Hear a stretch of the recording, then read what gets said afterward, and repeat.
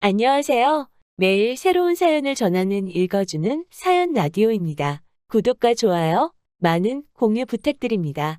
오늘의 사연 시작하겠습니다. 안녕하세요. 결혼한 지 3년 차의 30대 여성입니다. 지금 남편과 함께 미국에 있고요. 그런데 저희가 미국에 있는지 아는 사람은 아무도 없어요. 메신저가 있으니 아예 연락이 다 끊어진 건 아니지만요. 아무튼 이런 상황인데 엊그제 아주버님하고 형님이 쌍으로 연락을 해왔습니다. 어머님이 병원에 입원하셨는데 그래도 자식돌이는 해야 하지 않겠냐며 말이죠. 그리고 그 연락을 받고 나니까 자식돌이가 도대체 뭘까 하고 생각하게 되대요. 어머님은 본인 스스로 어머니 노릇을 하셨다고 생각하시는 건가 묻고 싶기도 하고. 남편하고는 친구의 소개로 만났어요. 그런데 좀 속상한 이야기지만 남편과 제 소개팅은 사실 친구가 좋은 뜻으로 주선해준 자리는 아니었더라고요. 나중에 알게 된 건데 소개팅을 주선해준 친구 생각에 조건이 안 좋은 남자를 소개시켜주면 제가 자존심 상해할 것 같았고 그 꼴이 보고 싶어서 만든 자리였다나요? 유치하죠? 저도 그 친구가 저를 왜 시샘했는지는 지금도 모르겠어요. 그 사실을 알고 나서는 솔직히 곁에 둘 사람이 못 된다는 생각에 제가 연락을 끊었거든요. 하지만 한편으론 그 친구한테 고맙기도 해요. 남편하고 저는 첫눈에 서로에게 호감을 느꼈고 그래서 얼마 지나지 않아 바로 연인 사이가 되었으니까요. 비록 고졸의 기술직, 소위 결혼 시장에선 별 볼 일 없는 조건의 남자였지만 사람이 성실하고 진중했어요. 제가 하는 모든 말에 귀 기울여 줄 줄 알고 배려할 줄 아는 따뜻한 사람이었죠. 반면에 저는 솔직히 남편에겐 너무나 처지는 조건이긴 했어요. 다른 무엇보다도 일단 저는 고아였으니까요. 하지만 그렇다고 제가 불행한 인생을 산 것은 아닙니다. 비록 성인이 되기 전까진 줄곧 보육원에서 자랐지만 나름대로 인서울 대학에 진학해 졸업 후에는 어엿한 사회인이 되었으니까요. 하지만 제 자신이 스스로를 어떻게 생각하건 간에 사회는 늘 저를 불쌍하고 어딘가 부족한 사람처럼 대했고 그래서 결혼은 고사하고 연애도 엄두가 나지 않았거든요. 그런데 얼떨결에 하게 된 소개팅에서 남편을 만났고 연애 2년 만에 프로포즈까지 받았으니 이게 꿈인가 생시인가 싶었다니까요. 남편이 저한테 그러더라고요. 자기가 알기로 모아놓은 돈이 1억 정도 있으니 그 돈으로 어디 전세라도 구하면 될 것 같다고요. 저 또한 악착같이 모아놓은 6천만 원 정도가 있었는데 그걸로 혼수도 하고 경차라도 한 대 사면 구색은 갖추고 살 수 있지 않겠나 싶었고요. 그리고 그 이야기만 나누었는데도 벌써 제 앞날에 꽃밭이 놓여진 기분이었어요. 나도 드디어 남들처럼 살 수 있겠구나 하는 생각도 들었고 하지만 프로포즈 받고 2주 만에 시댁에 정식으로 인사를 드리러 간 날 어딘가 조금씩 금이 가기 시작했습니다. 남편은 몸을 쓰는 기술직이었고 기숙사에서 먹고 자며 일을 했어요. 저랑 결혼해야겠다는 생각이 들 무렵부터는 정말 저 만나는 시간, 자는 시간만 빼고 일을 했다 했고요.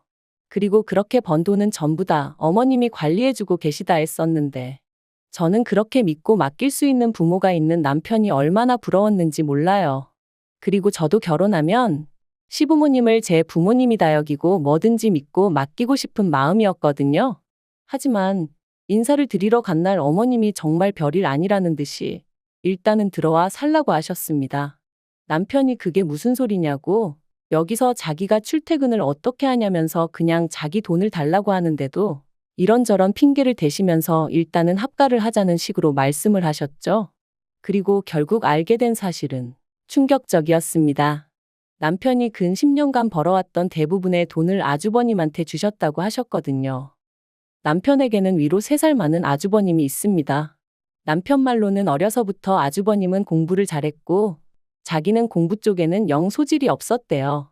그리고 학업에 대한 미련이 많으셨던 어머님은 어려서부터 소위 공부머리가 있는 아주버님을 무척이나 아끼셨답니다. 갖고 싶다는 거 하고 싶다는 거 없는 형편에도 어떻게든 다 해주셨다는 거예요. 반면에 남편은 공부를 못하니까 그런 걸 바랄 자격이 안 된다면서 안 해주셨다는데 듣는 내내 제가 다 속이 상하더라니까요. 하지만 어쨌든 그러면 뭘 하나요? 서울대 의대를 간에어쩌네 했었다는 아주버님은 사수를 했지만 결국 서울대 의대는커녕 서울 안에 있는 대학도 가질 못했고 이후로 지방에 있는 모대학을 졸업한 뒤 또다시 3년 만에 공무원 시험에 합격했다고 했습니다. 저희 남편이 고등학교 졸업 이후로 손에 기름때 묻혀가며 번 돈이 알고 보니 그렇게 다 아주버님 뒷바라지에 쓰였던 모양이었죠. 그리고 저는 그때 처음 남편의 눈물을 봤습니다. 원래 술, 담배도 못하는 사람인데 그날 제 앞에서 깡소주를 들이키며 엉엉 우는데 제가 이 사람을 지켜줘야겠다는 생각이 들더라고요. 그래서 결국 가진 거 하나 없는 사람이라는 걸 알게 되었지만 헤어지지 않았습니다. 오히려 더 보란듯이 결혼해서 같이 잘 살아봐야겠다고 생각했지요. 한편 결혼식이 다가오자 어머님이 예단 이야기를 꺼내셨습니다. 아무리 본거 없이 자랐다고 하지만 그런 것도 모를 수가 있냐면서 대놓고 무시하시기에 받는 게 하나도 없으니 예단도 못 드린다 했어요. 그랬더니 어머님이 그러면 당신은 물론이고 시댁 식구 아무도 결혼식에 못 가게 하겠다대요. 이때 이런 부모라면 차라리 부모 없는 내가 나을지도 모르겠다는 생각이 들더군요. 하지만 그것과는 별개로 비록 제가 말은 세게 했어도 저러다 진짜 아무도 안 오면 어떡하나 싶은 거예요.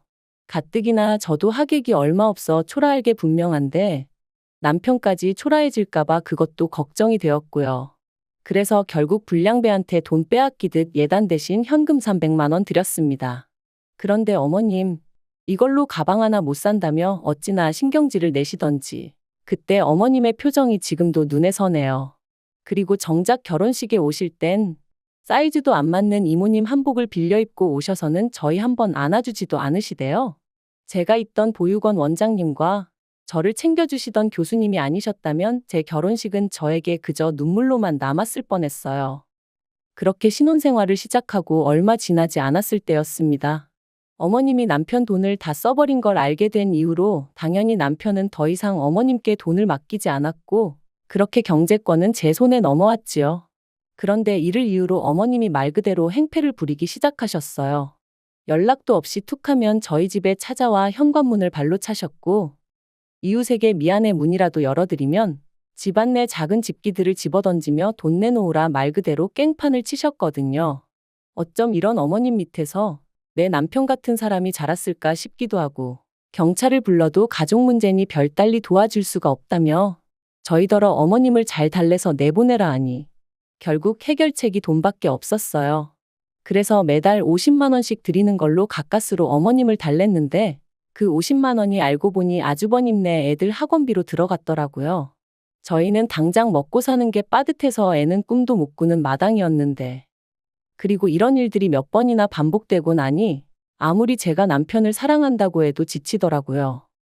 어떻게든 남편하고 똘똘 뭉쳐 보란 듯이 잘 살아보려고 했는데 이러다 내가 죽겠구나 싶었죠. 그래서 남편한테 이혼하자고 했어요. 어머님 때문에 더는 못 버티겠다고 차라리 혼자일 때가 나았다고 가족이 아니라 왼수라는 말이 이제 뭔지 정말 알겠다고요. 그랬더니 남편이 자기가 어머님을 버리겠다 하대요. 자기는 이제 저 없으면 안 된다면서 어머님 안 보고 살잡니다. 그런데 그게 말처럼 쉬운 일이 아니잖아요. 말 그대로 코딱지만한 땅덩어리에서.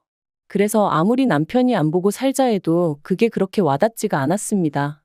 그래서 천륜을 어떻게 끊냐 그냥 내가 물러나겠다 했는데 안 된대요. 자기가 어떻게든 방법을 찾겠다고 하더라고요. 그리고 그렇게 이혼 이야기가 오간 지 2달쯤 됐을 땐가 남편이 저더러 미국 가잡니다. 그래서 갑자기 그게 무슨 소리냐니까 남편이 일하는 회사에서 이번에 미국에 공장을 짓게 되었는데 남편더러 관리자로 가겠냐 하더래요. 그래서 그냥 무조건 가겠다고 했다면서 반년만 참아달라는 거였죠. 미국이라니 상상조차 못 해봤는데. 그런데 한편으론 남편과 처음 결혼을 약속했을 때처럼 뭔가 다시 밝은 미래가 보이는 기분이었어요. 인터넷을 찾아보니 못해도 10시간은 걸린다는데 그럼 어머님이 멋대로 찾아오진 못하시겠지 하는 생각도 들고 숨통이 트이는 기분이었죠. 그리고 올해 초 남편이 말했던 대로 저희는 미국에 나오게 되었습니다. 나오기 3주 전부터 조금씩 짐을 싸기 시작했는데 혹시나 어머님이나 아주버님네가 눈치를 채진 않을까 싶어 얼마나 조심스러웠는지 몰라요. 게다가 저도 스스로 좀 당황스러웠던 게 이렇게 가는 게 정말 맞는 걸까 하는 생각이 들더라고요. 지금이야 남편이 저 없으면 안 된다고 하지만 훗날 저 때문에 어머님하고 연 끊었다. 저 때문에 형하고도 틀어졌다. 그렇게 저를 원망하게 되면 어쩌나 하는 걱정이 되었거든요. 그래서 몇 번이나 남편에게 정말 괜찮겠냐, 후회 없냐 물었고, 그때마다 남편은 내가 내린 결정이다. 후회하지 않는다. 당신 탓하지 않을 거라며 저를 안심시키려 들었지만, 그럼에도 불구하고 어째서인지 하루가 다르게 걱정이 커져만 갔어요. 그런데 정말 어머님께 감사하다고 해야 할까요? 마지막 남은 전까지 끊어내게 해주셨거든요. 출국을 일주일 남기고 저희 나름대로 이별식이다 생각하며 어머님과 식사 자리를 갖게 되었습니다. 저희 계획대로라면 정말 마지막이 될 자리였으니 말 한마디라도 좋게 주고받을 수 있으면 살아가는데 위로가 되지 않을까 싶기도 했고요. 그런데 그렇게 모인 자리에서 어머님이 대뜸 너네 전세 계약은 언제 끝나냐 하시더니 그게 보증금이 얼마냐고 물으시더라고요.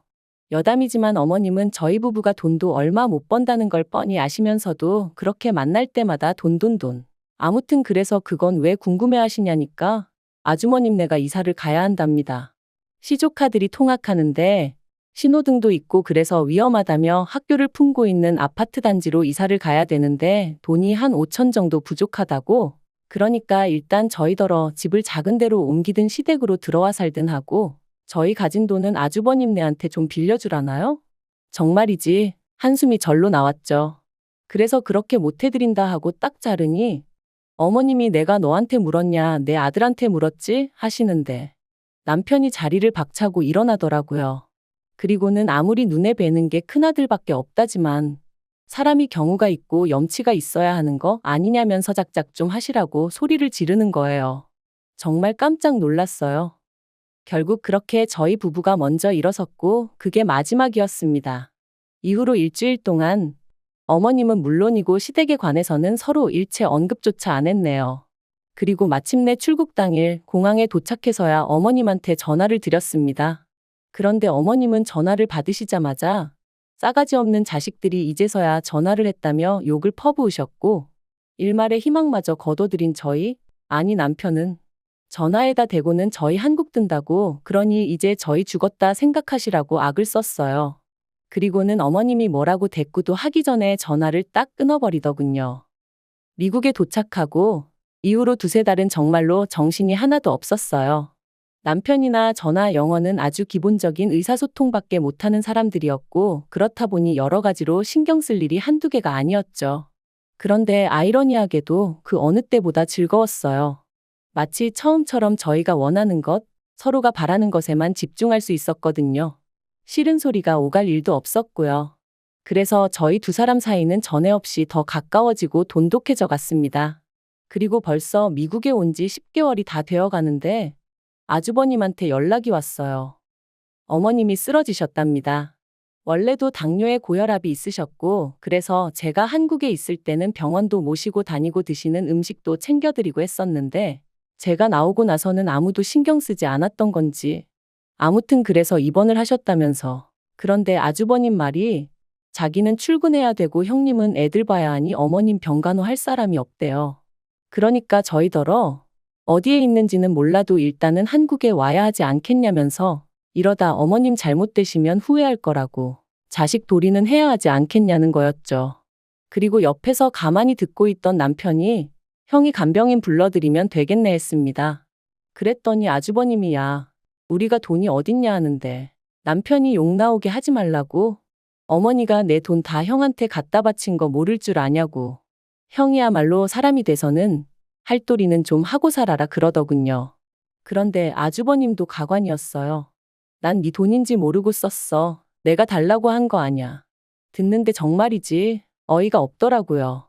백번양보에 저희 남편 돈이지 몰랐다고 치면 정말 어머님이 자기한테만 잘해주는 걸로 알고 받았다는 건데 그럼 이럴 때일수록 본인이야말로 더더욱 자식돌이 해야 하는 거 아닌가 싶었으니까요.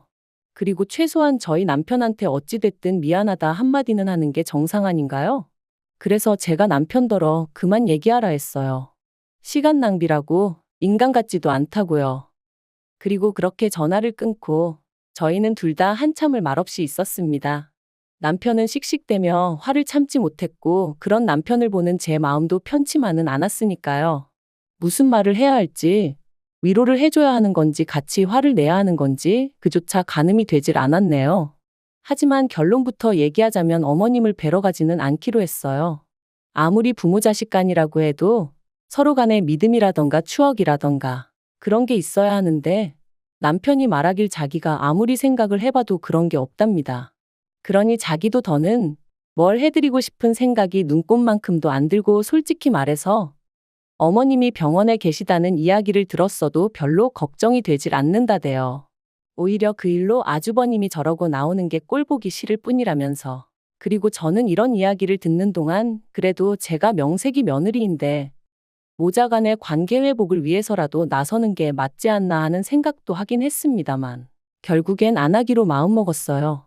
나선다고 누구 하나 좋은 소리 해줄 것 같지도 않고 설령 해준다고 해도 그거 듣자고 제가 또 스트레스를 받을 걸 생각하니 엄두가 나지 않았거든요. 물론 남편이 저랑 한마음 한뜻이기에 이런 결정도 내릴 수 있었던 거지만요. 아무튼 지금은 남편하고 알콩달콩 오순도순 잘 지내고 있고 그래서 살만 납니다. 그리고 저에게 딱 한 가지 소원이 있다면 앞으로도 지난 2년, 지난 세월은 있고 지금처럼만 행복하게 지낼 수 있으면 좋겠다는 것뿐이에요. 긴 이야기 들어주셔서 감사합니다. 오늘의 사연은 여기까지입니다. 구독과 좋아요, 알람 설정해주시면 앞으로 더 좋은 사연으로 찾아오겠습니다. 감사합니다.